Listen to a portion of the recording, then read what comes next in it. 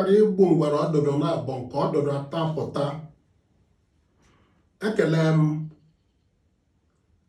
Anambra steeti nwere iwu mmachiri ndị dibịa mkpọrọgwụ na mkpa akwụkwọ na ndị eze nwaanyị niile aha ha adịghị n'akwụkwọ gọọmenti ya bụ steeti maọbụ ndị ọrụ ha na-alụ adịghị n'akwụkwọ gọọmenti Anambra steeti inwe ọdụ ma ya bụzụkwara nke ịlụ ọlụ na ya bụ steeti.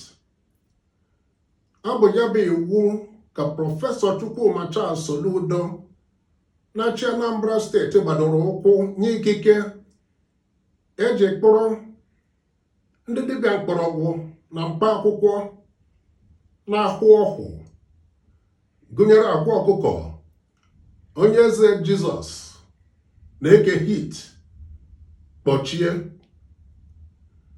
Prọfesọ Soludo kwenyere na ha na-arafu ndị ntorobịa chọrọ ịbụ akajiakụ na ndị nke nwaanyị chọrọ ịlụ di nketa nke echi n'ụdị na-aranye ha na ọnwụnwa dị iche iche ha ji eme mpụ. Ikuku ama n'ọnya nke ejideghị onye jiri egbe jụọ ori, onye kwafuru ọbara maka ma oke ite, nakwa nke onye tụrụ mgbere ọgwụ na anwụrụ ike sechara ọgwụ ha na-agwọrọ ụmụ mmadụ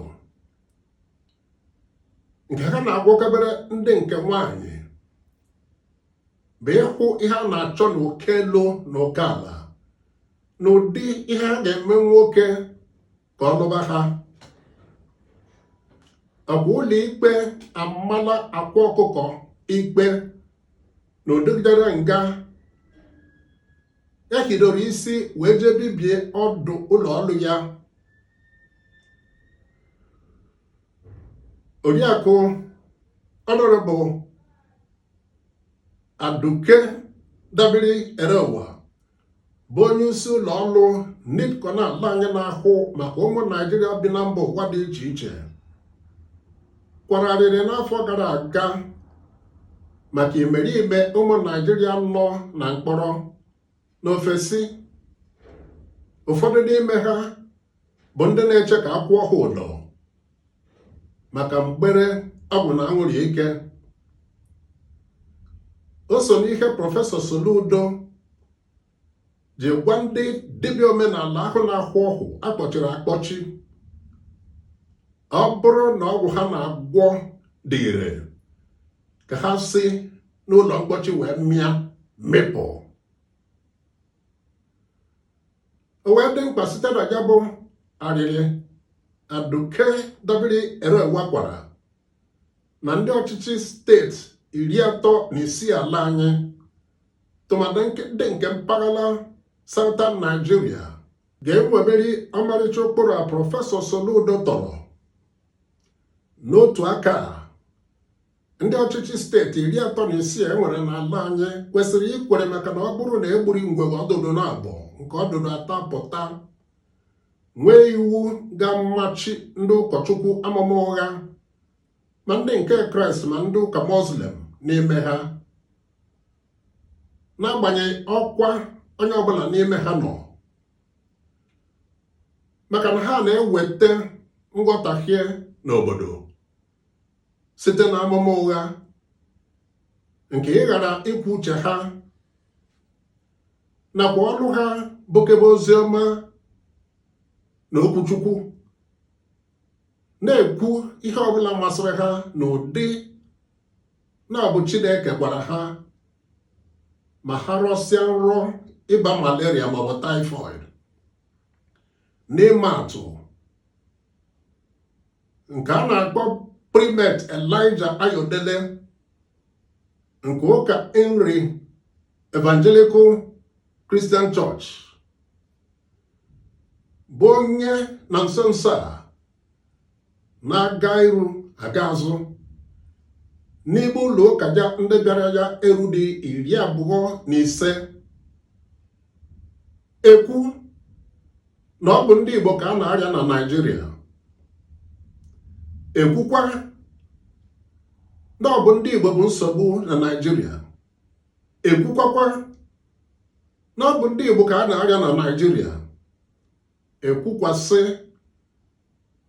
na ọ bụ ndị Igbo bụ nsogbu na Naịjirịa.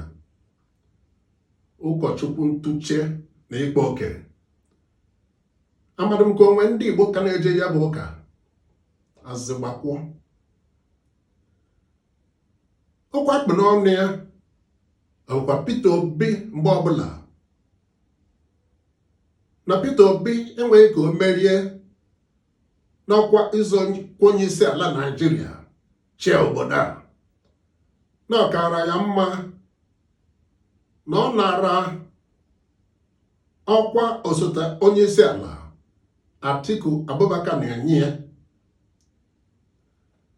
Ọkwa ya nwa bụ Elijah Ayodele kpọpụrụ Naịjirịa ka a ghara itinye Ademola Lookman na ndị Super Eagles ga-eso zọrọ ala anyị ike ọkaka n'AFCON Africa n'afọ gara aga.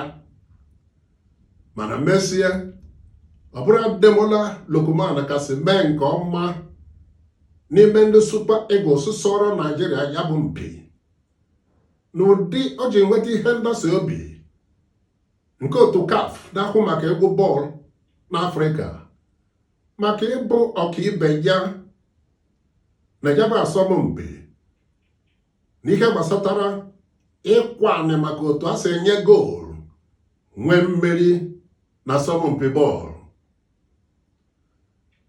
Ọ ya bara na kamgbe a hụrụ atụ dị ochi n'elu nkwụ na ihe ọ na-akụ edozi anya. Haba m Chukwu na Ogbonna, onye nke m, kedu ozi ugwu ọ masịrị gị ka ọ na ọ masịrị gị? Biko mee ka mata na ohere like maọbụ comment. Elozonakwa izigara ya ndị ọzọ.